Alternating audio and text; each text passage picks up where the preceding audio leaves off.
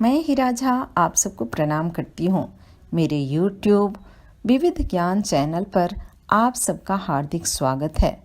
आप सब तो जानते ही हैं कि भाद्रपद मास शुक्ल पक्ष चतुर्थी तिथि को इस दिन भगवान गणेश जी का जन्मोत्सव होता है।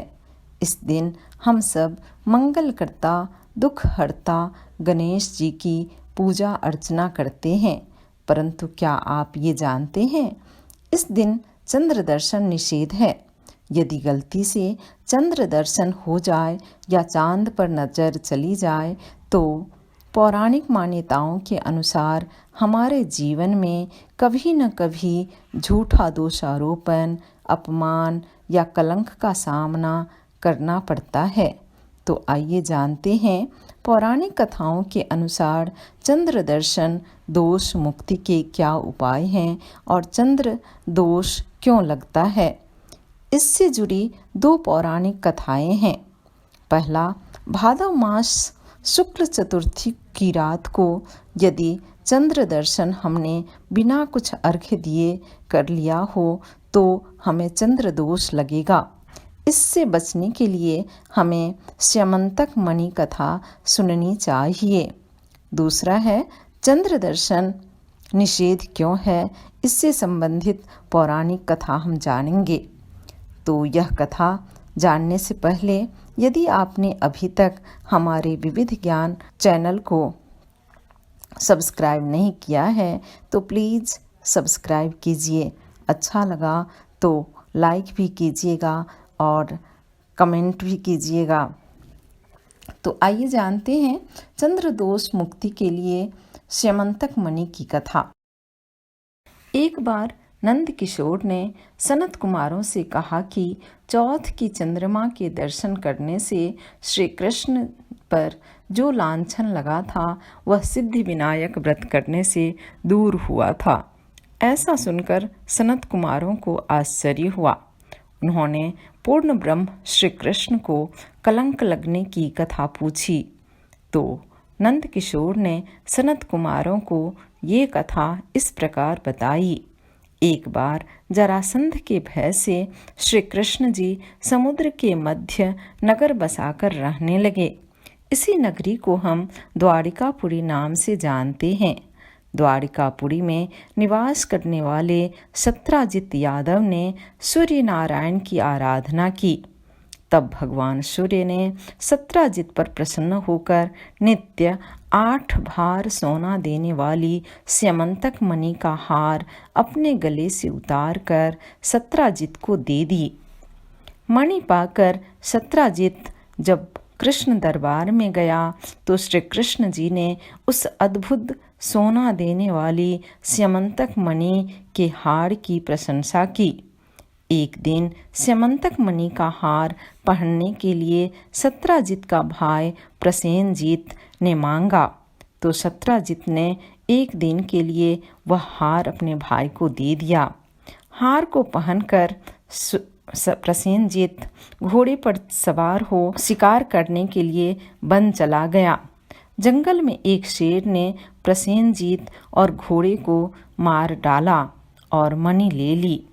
रीछों का राजा जामवंत ने जब उस सिंह के पास वह चमकता हुआ स्यमंतक मणि का हार देखा तो उसने सिंह को मारकर वह मणियों का हार ले लिया और अपनी गुफा में चला गया।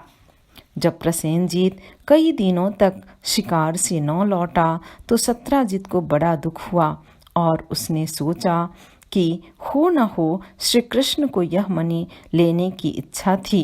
उसने इस मणि की प्रशंसा भी की थी तो उन्होंने ही मेरे भाई को मारकर स्यमंतक मणि चुराया है। पूरे नगर में यह बात फैला दी कि श्री कृष्ण ने ही प्रसेनजीत को मारकर स्यमंतक मणि छीन ली है।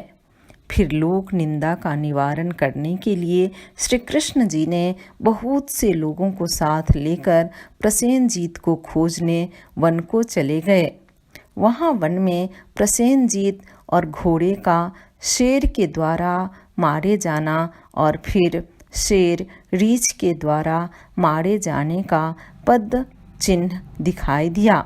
रीछ के पैरों के निशान को देखते हुए वे सब कृष्ण के साथ जामवंत की गुफा पर पहुँचे और फिर श्री कृष्ण जी गुफा के भीतर चले गए। वहाँ श्री कृष्ण ने देखा कि जामवंत की पुत्री उस मणि से खेल रही है।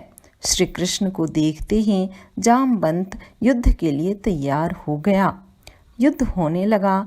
गुफा के बाहर श्री कृष्ण के साथियों ने उसकी 7 दिन तक प्रतीक्षा की, अर्थात श्री कृष्ण की साथियों ने 7 दिन तक प्रतीक्षा की।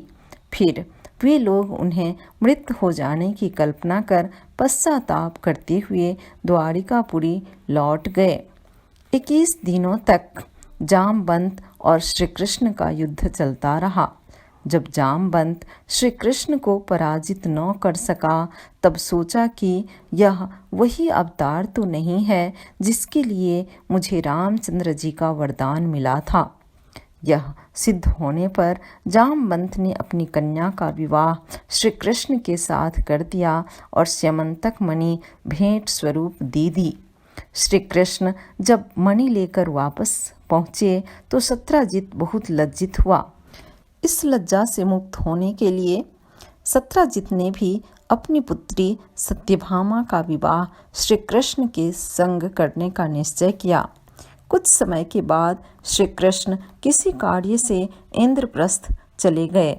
तब अक्रूर और ऋतुवर्मा की राय से सद्धन्वा नामक यादव ने सत्यजित को मारकर मणि अपने कब्जे में ले ली। सत्यजित की मौत की समाचार जब श्री कृष्ण को मिला तो वे तत्काल द्वारिकापुरी पहुँचे।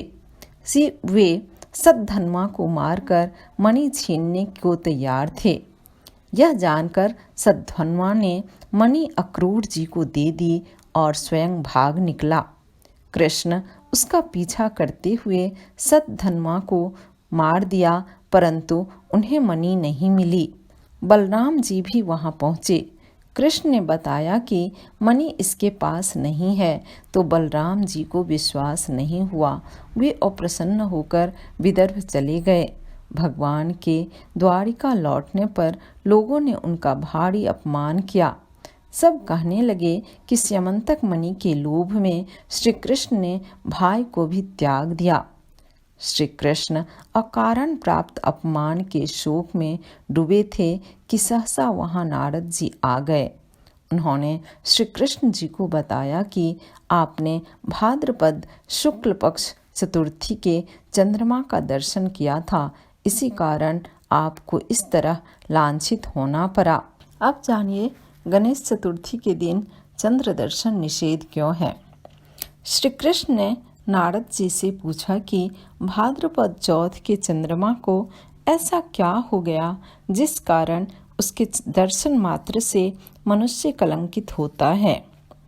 तब नारद जी ने श्री कृष्ण जी से बोला, एक बार ब्रह्मा जी ने चतुर्थी के दिन गणेश जी का व्रत किया था।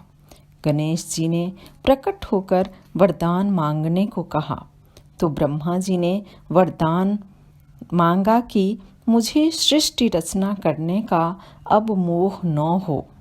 गणेश जी ज्यों ही तथास्तु कहकर चलने लगे कि गजानन स्वरूप विचित्र व्यक्तित्व को देखकर चंद्रमा ने गणेश जी का उपहास किया। इस पर गणेश जी ने रुष्ट होकर चंद्रमा को शाप दे दिया और कहा कि आज से कोई भी तुम्हारा मुख देखना नहीं चाहेगा। शाप देकर गणेश जी अपने लोक को चले गए और चंद्रमा मानसरोवर की कुमुदनी फूलों के बीच जा छिपा। रात को चंद्रमा की शीतल प्रकाश के बिना प्राणियों को बहुत कष्ट होने लगा। उनके कष्ट को देखकर ब्रह्मा जी की आज्ञा से सारे देवताओं ने गणेश जी का व्रत कर गणेश जी को प्रसन्न किया। देवताओं ने गणेश जी से चंद्रमा को शाप मुक्त करने का वरदान मांगा। गणेश जी ने देवताओं से कहा, अब चंद्रमा शाप मुक्त तो हो जाएगा, परंतु अपनी गलती को हमेशा याद रखने के लिए चंद्रमा को भाद्रपद शुक्ल चतुर्थी के दिन उसे जो कोई चंद्रमा का दर्शन करेगा तो उसे चोरी या किसी भी प्रकार का झूठा लांछन जरूर लगेगा। किंतु जो चंद्रमा को द्वितीया के दिन दर्शन करेगा और चतुर्थी को सिद्धि विनायक व्रत करेगा, उसके सारे दोष दूर हो जाएंगे। यह सुनकर देवता अपने अपने स्थान को चले गए। इस प्रकार भाद्रपद शुक्ल चतुर्थी को चंद्रमा का दर्शन करने से यह कलंक लगा है। नारद जी ने श्री कृष्ण जी से कहा। तब श्री कृष्ण जी ने इस कलंक की मुक्ति के लिए सिद्धि विनायक चतुर्थी व्रत किया था।